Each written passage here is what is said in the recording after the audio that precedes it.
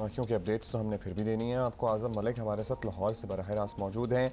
आज़म बताइएगा, क्या आज मुमकिन तौर पर हो सकता है अदालत के फैसले पर ही तमाम मामलात का दारोमदार है? अब जी अब्दुल्ला, बहुत शुक्रिया। देखिए, लाहौर का मौसम और पूरे पाकिस्तान का मौसम इतना सर्द है, लेकिन सियासत की गर्मी उतनी ही अरूज पर है। जितनी सर्दी है उतनी ही सियासत में गर्मी है। तो मामलात जो हैं वो अदालत की तरफ चले गए हैं। अब अदालत का जो फैसला है, देखिए सूरत हाल इंतहाई दिलचस्प है। पिछले 2 दिन से जो पंजाब असम्बली का आप इजलास देख रहे हैं, हंगामा राई होती है, ऐवान मछली मंडी बन जाता है, 21 बिल पास करवा लिए गए।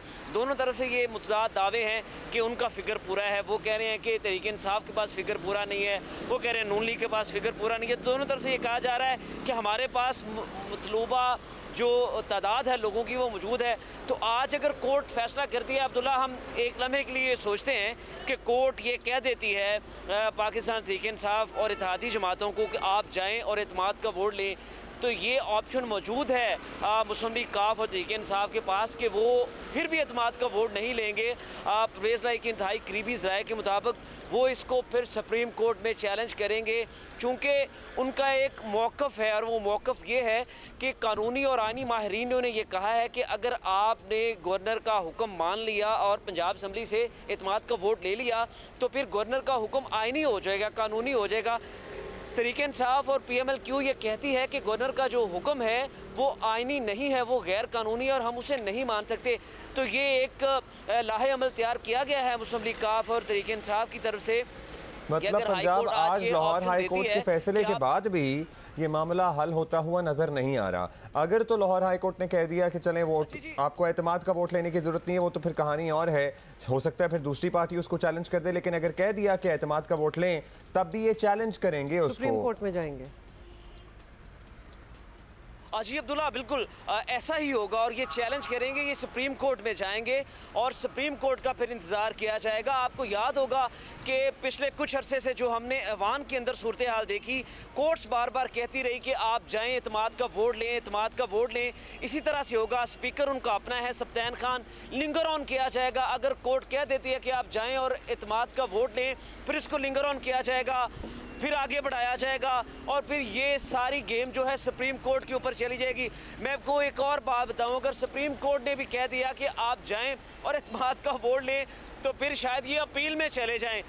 आखिरी बॉल तक ये लोग खेलेंगे कि किसी भी तरह से एतमाद का वोट पंजाब असम्बली से ना ले सके। तो वो जो कहानी थी कि असम्बली तोड़ देंगे, वो ख़त्म हो गई है अब कहानी। वो जो तनतना और ज़ोरों शोर से कहा गया था कि असम्बली तोड़ देंगे, मतलब अभी तो एतमाद का वोट ना लेने और असम्बली बचाने की ही कहानी है ना, तोड़ने का तो कोई सीन नहीं हो रहा। फिर देखिए अब्दुल्ला, असम्बली तोड़ना तो नज़र नहीं आ रहा। मुस्लिम लीग काफ का जहाँ तक ताल्लुक है, परवेज़ लाई का जहाँ तक ताल्लुक है, तो वो निजी महफलों में अपने वुज़रा से, अपने रुफ़क़ाए कार को ये बता चुके हैं कि वो असम्बली नहीं तोड़ना चाहते और वो चाहते हैं कि बजट वो पहले पेश करें, उसके बाद असम्बली तहलील होती है तो हो जाए। तो वो कोशिश करेंगे कि किसी भी तरह से, ज़ाहिर है उनकी एक डिवीज़न है गुजरात डिवीज़न, उनके वहाँ पे स्टेक हैं, वो कैसे चाहेंगे। यहाँ पर तो वज़ीर आला एक दिन का मान नहीं होता और वो तो पूरा अरसा इसको वज़ारत आला का मज़ा लेना चाहते हैं। तो ये मैं आपको बता दूँ, ये जी बड़े लोग हैं जिन्हें वो नवाज रहे हैं, अभी मज़ीद नवाजना है, तो ऐसे कैसे मरात और असम्बली तोड़ देंगे।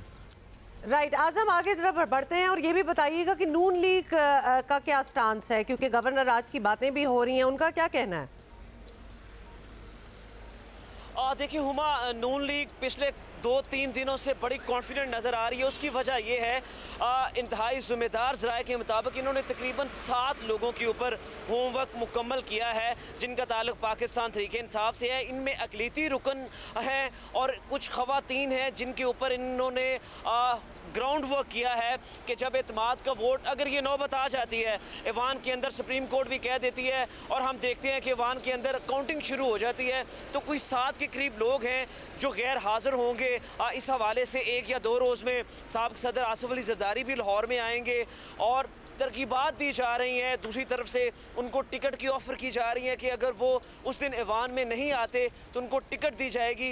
जैसे इस गवर्नमेंट में भी बहुत सारे लोगों को, जो तरीन ग्रुप के लोग थे, उनको मुशीर बनाया गया, वजारतों से नवाजा गया। तो लालच और तरकीबात दोनों तरफ से जारी है। अपोजिशन जो है, PMLN जो है, वो इस सिलसिले में आजकल कुछ ज़्यादा कॉन्फिडेंट नज़र आ रही है। ऐवान के अंदर भी आपने देखा होगा कि उनका जो शोर है, जो शोर शराबा है, वो कुछ ज़्यादा है और वो ज़्यादा कॉन्फिडेंट नज़र आते हैं कि शायद 7-8 बंदों को उन्होंने मैनेज कर लिया है और अगर एतमाद का वोट लेने की नौबत आती है तो शायद वो सरप्राइज़ देने के काबिल होंगे। जी हुमा, चलें लेट्स सी जी क्या होता है। बहुत शुक्रिया आपका Azam, thank you for updating us from Lahore.